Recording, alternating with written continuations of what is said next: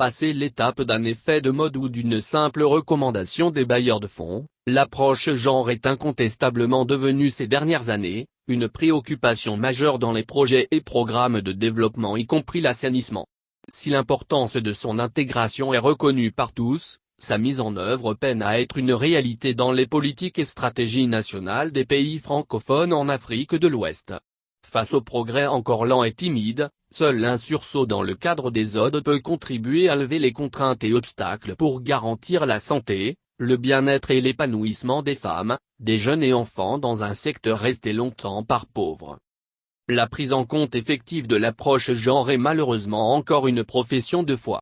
Proclamée avec succès dans les politiques et stratégies revues depuis l'ère des hommes dans les pays de l'espace francophone, les actions efficaces pour sa réelle intégration sont toujours attendues. Pourtant, dans la sphère domestique, tout le monde s'accorde à reconnaître le rôle prépondérant et central des femmes dans la gestion de l'eau et de l'assainissement. Ainsi elles consacrent une bonne partie de leur temps et de leurs efforts physiques à approvisionner la famille en eau, ressources nécessaires pour la vie de la famille mais aussi à assurer les tâches quotidiennes liées à l'hygiène et l'assainissement.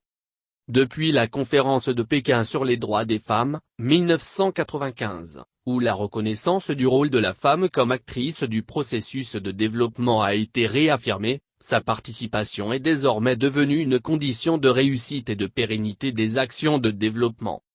Dans un article portant sur l'assainissement et l'hygiène en Afrique de l'Ouest et du Centre, Abdou Esfal, Aminata Tefal, et Rokeya Cissé, Ifan Ukad, Laurent Vidal, IR, ont une fois encore soutenu que dans le domaine de l'assainissement, les femmes jouent un rôle fondamental.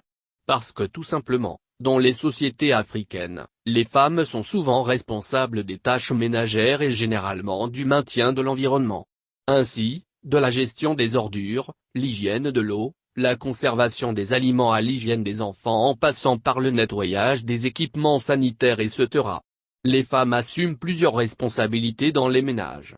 À ce titre, elles devraient être toujours là où les décisions se prennent et leurs besoins devraient être pris en compte pour l'adoption efficace des bonnes pratiques d'hygiène et d'assainissement indispensables à la survie de la famille. Pourtant, au Burkina, au Niger comme au Mali, les résultats de cette étude montrent que la prise de décision concernant la construction et l'emplacement des latrines revient à l'homme chef de famille, qui prend les décisions financières et majeures au nom de sa famille et de son ménage. Les femmes sont exclues des décisions relatives à l'emplacement, à la gestion et à l'entretien technique des infrastructures d'eau et d'assainissement. Au Niger, par exemple, l'enquête a révélé que les femmes assument la responsabilité des rôles traditionnels, c'est-à-dire qu'elles veillent à la propreté des points d'eau, mais qu'elles n'ont aucune représentation de qualité pour déterminer l'emplacement de ces installations. Cependant, dans les comités de gestion des points d'eau modernes, ce sont les femmes déléguées au sein de la structure qui veillent à l'assainissement autour du point d'eau et font parfois appliquer les règlements, y compris les amendes pour les transgresseurs, mais elles n'ont pas d'autre mot à dire au-delà de ces activités. La sous-représentation des femmes dans les organes de gouvernance de l'eau et de l'assainissement limite leur influence sur l'élaboration des lois et des politiques d'assainissement et, surtout, entrave la gestion efficace et durable des infrastructures d'eau et d'assainissement. Des petits pas dans les politiques sectorielles. Après l'ère des objectifs du millénaire pour le développement où le bilan reste mitigé pour les pays francophones en matière de progrès, l'on a enregistré tout au moins des politiques publiques sensibles à l'approche genre.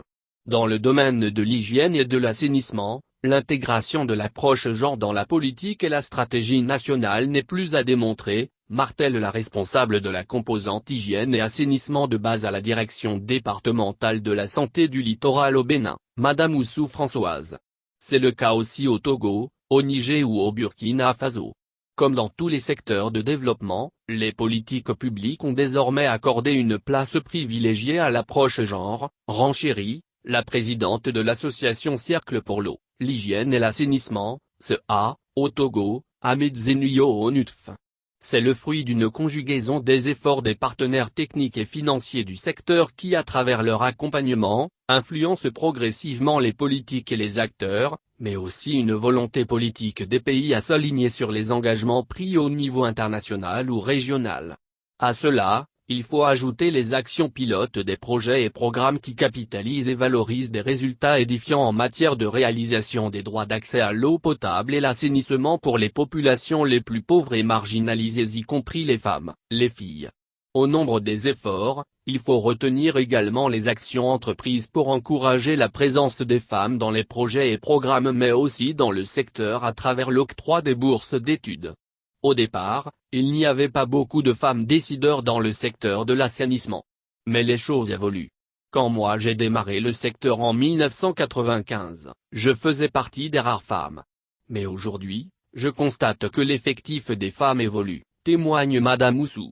Seulement, les efforts restent insuffisants car, une étude de la CEDAW a démontré que les femmes sont de facto chargées des tâches liées à l'eau, l'assainissement et l'hygiène, mais elles sont exclues des processus de prise de décision et de mise en œuvre des programmes.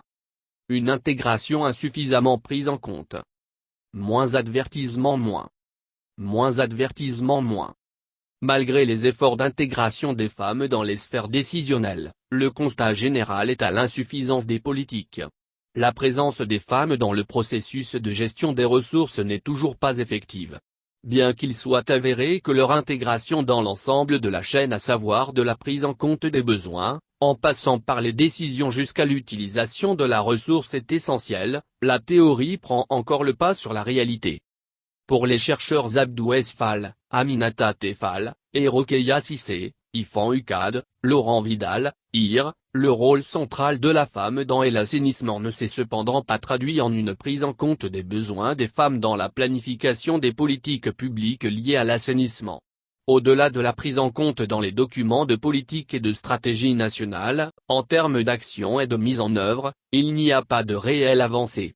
Et, le premier blocage se situe au niveau de la méconnaissance de ces différentes politiques par les différents acteurs une fois qu'elles sont adoptées, avertit Ahmed Zenuyo Onutf du Togo. Pour exemple, en matière d'hygiène menstruelle, plusieurs pays de l'espace francophone traînent encore les pas à faire de cette problématique qui touche à la santé, au bien-être et à la dignité des femmes et jeunes filles, une priorité dans l'action publique. Pendant ce temps, plusieurs études consacrées à la gestion de l'hygiène menstruelle des femmes ont révélé des gaps considérables dans l'accompagnement des femmes dans la gestion de leurs menstrues. En dehors des perceptions socio-culturelles sur les menstrues qui constituent un frein au progrès, les menstrues demeurent toujours un sujet tabou. Une étude de WaterAid réalisée en 2014 montre que la plupart des femmes et des filles n'ont pas accès à des installations et des services d'hygiène menstruelle sur point. Selon la Banque mondiale, au moins 500 millions de femmes et de filles dans le monde ne disposent pas d'installations adéquates pour la gestion de l'hygiène menstruelle, GHM. L'insuffisance des installations des FAO, hygiène et assainissement, en particulier dans les lieux publics, comme les écoles, les lieux de travail ou les centres de santé, peut constituer un obstacle majeur pour les femmes et les filles.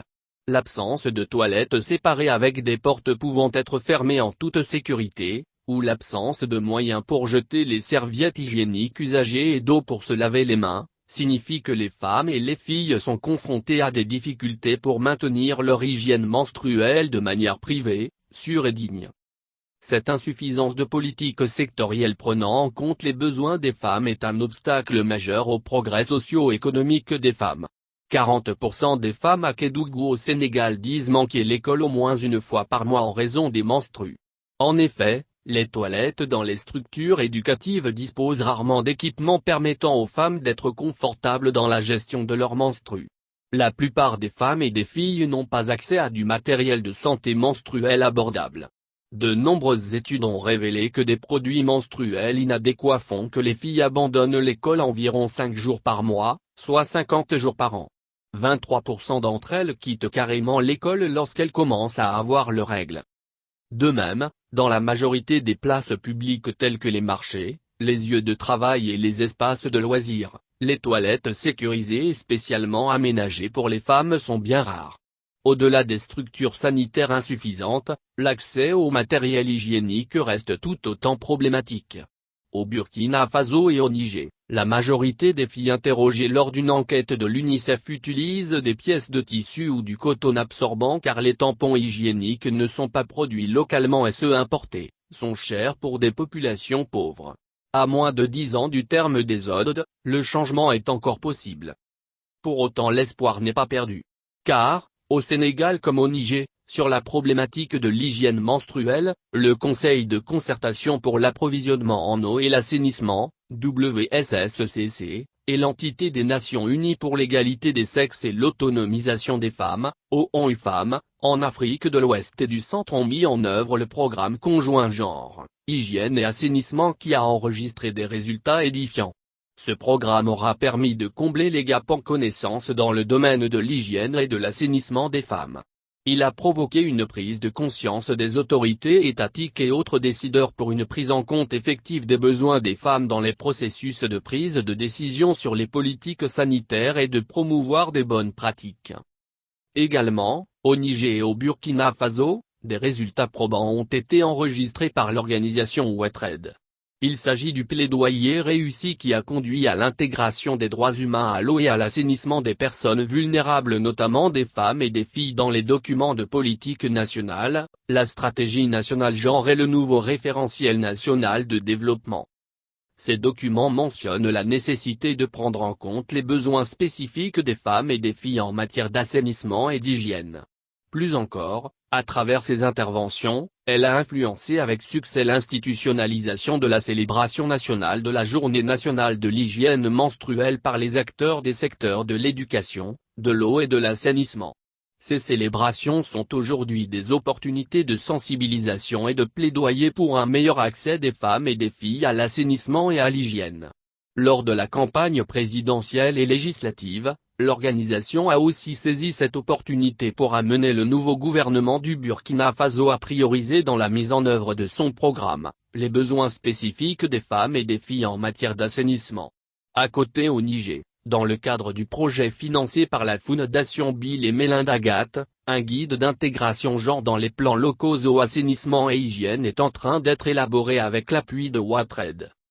Au-delà des femmes et des jeunes filles, il est aussi important d'engager les enfants et les jeunes dans les discussions autour de l'assainissement. Le développement du leadership des jeunes peut être un tremplin pour améliorer leur participation aux initiatives aussi bien sur le plan local que national. Avec les politiques et stratégies sensibles au genre, l'heure est venue de passer à l'action avec les ODD qui invitent et appellent à un engagement plus fort pour l'accès universel d'ici 2030.